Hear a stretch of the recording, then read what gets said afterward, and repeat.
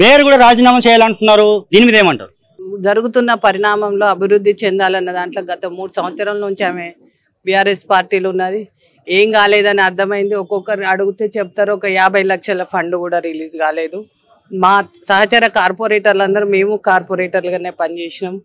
ఇప్పుడు నవ్య భవ్య దివ్య తెలంగాణ అని చెప్పి, సరే మీరు ఇన్ని సంవత్సరాలు ఎమ్మెల్యేగా పనిచేసిండ్రు కదా, మీరు తెచ్చిన ప్రాజెక్టులు ఇవాళ రేపు పేపర్ లేకుండా ఏది ఉంటలేదు కదా. ఒక 10 కోట్ల ప్రాజెక్ట్ చూపెట్టమనండి, మేము చూపెడతాము. ఈ 4 నెలల్లో ఏం తెచ్చినాము ఏం చేసినాము అనేది. 4 నెలల్లో ఏదో అద్భుతాలు సృష్టించారు. 10 సంవత్సరాలు మీరు చేసిన దాంట్లో మీరు తెచ్చిన పెద్ద ప్రాజెక్ట్ ఏంది? ప్రజలకు మేలు కలిగే ప్రాజెక్ట్ ఏం తెచ్చిండ్రు? ఎంప్లాయ్మెంట్ క్రియేట్ చేసేది ఏం తెచ్చిండ్రు? చూపెట్టండి. ఎవరైనా పేపర్ ముఖంగా చూపెట్టాల్సిందే. ఎవరికి తెలియకుండా ప్రజల్ని మభ్యపెట్టాలంటే ఎక్కువ రోజులు నడవది. అందుకనే ప్రజలు తిరస్కరించింది. అందరికి అర్థమైంది.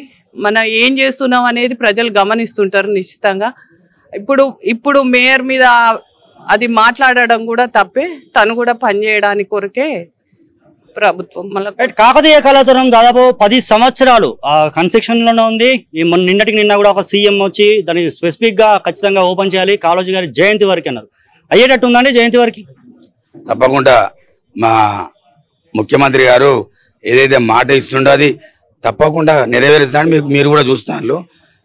మన గత సీఎం లాగా అల్లుడస్తే ఎక్కడ పడుకోవాలి, బిడ్డ వస్తే ఎక్కడ ఉండాలని మాట్లాడి రాత్రి ఇక్కడ ఉండిపోయినట్టు కాదు. 100% కృతనిశ్చయంతో ప్రజాపాలన, అప్పుడు గడిల పాలనకు స్వస్తి పలికి ప్రజాపాలన కోరుకున్నారు ప్రజలు. అది చూడాలి. 4 నెలలకి 4 సంవత్సరాలు అయినట్టు లేనిపోని అంటే వాళ్ళు అధికారం కోల్పోయి తట్టుకోలేకపోతాను.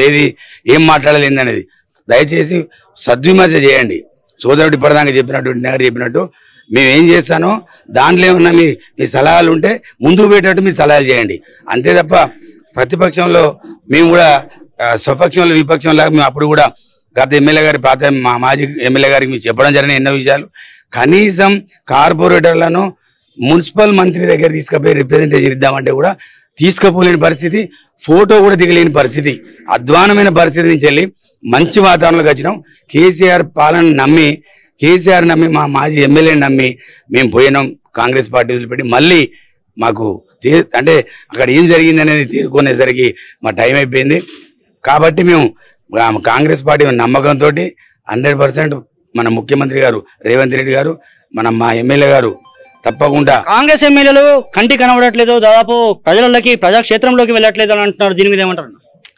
మా ఎమ్మెల్యేల పనితీరు చూసి ఓర్వలేక వాళ్ళు నిత్యం ప్రజలలో ఉండుకుంటూ ప్రజల కష్ట సుఖాల్లో పాల్పంచుకుంటూ ప్రజలను సమస్యలు తీర్చుకుంటూ వాళ్ళతో ఉంటే ఓర్వలేక మంచి పేరు వస్తుంది, ప్రజలతో ఉంటానని చెప్పి గాలికి తిరుగుతాను అంటా అన్నారు. గాలికి తిరుగుతానట్టు పొద్దున లేస్తే పేపర్లో కనబడతా ఉంది. ప్రజలతోటి నిత్యం పొద్దున్న లేతే మా క్యాంప్ ఆఫీస్లో నిత్యం వందలాది వేలాది మంది ప్రజలు వాళ్ళ సమస్యలు తీర్చుకుంటూ వాళ్ళతోటి ఉండుకుంటూ వాళ్ళ కష్ట సుఖాల్లో పాల్పంచుకుంటూ ఉంటుంటే వాళ్ళు ఓరలేని పరిస్థితికి వాళ్ళు ఒక బురద జల్లే విషయం దాన్ని చేస్తూ ఉన్నారు తప్ప ఇంకోటి లేదు. వాళ్ళు చేసింది ఏం లేదు. రాష్ట్ర ప్రజలు 2 సార్లు అవకాశం ఇస్తే ప్రజలకు చేసింది చేయగా వాళ్ళ కుటుంబానికే పరిమితం అయింది తప్ప ప్రజలకు చేసింది లేదు. ఇలా రాష్ట్రం అప్పుల కుప్ప చేసిండు. మిగులు బడ్జెట్ ఉన్న రాష్ట్రాన్ని అప్పులు చేసి ఇలా కార్పొరేషన్ కాంట్రాక్టర్లకు బిల్లులు ఇవ్వలేని పరిస్థితి తీసుకొచ్చిండు. ఇలా కార్పొరేషన్ కుంటుపడ్డది, డివిజన్లో తిరగలేని పరిస్థితి ఉంది.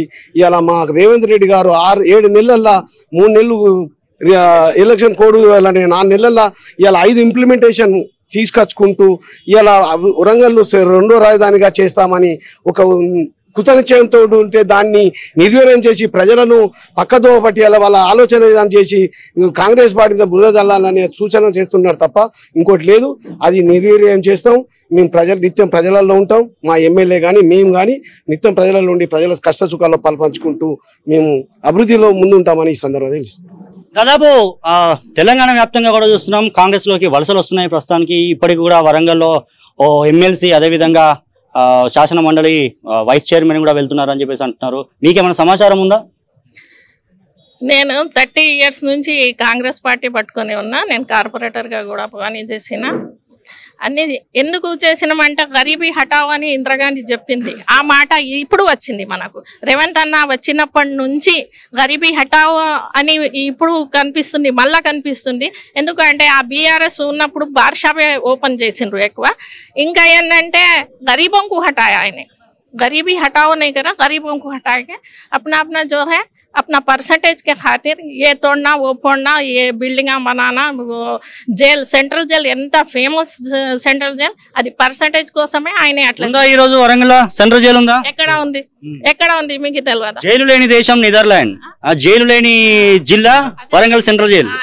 వరంగల్ సెంట్రల్ జైలు లేదు వరంగల్ లో. ఇప్పుడు బీఆర్ఎస్ లేని జిల్లా ఇదే మనది జిల్లా. ఇక ఇప్పుడు బీఆర్ఎస్ కూడా పోయింది కదా. ఎందుకు? పబ్లిక్ నేత అంటే పబ్లిక్ కోసం పని చేయాలి. కానీ ఇప్పుడు చూడండి, రేవంత్ రెడ్డి వచ్చిన తర్వాత యంగ్ పిల్లలు కూడా అందరు వచ్చిర్రు.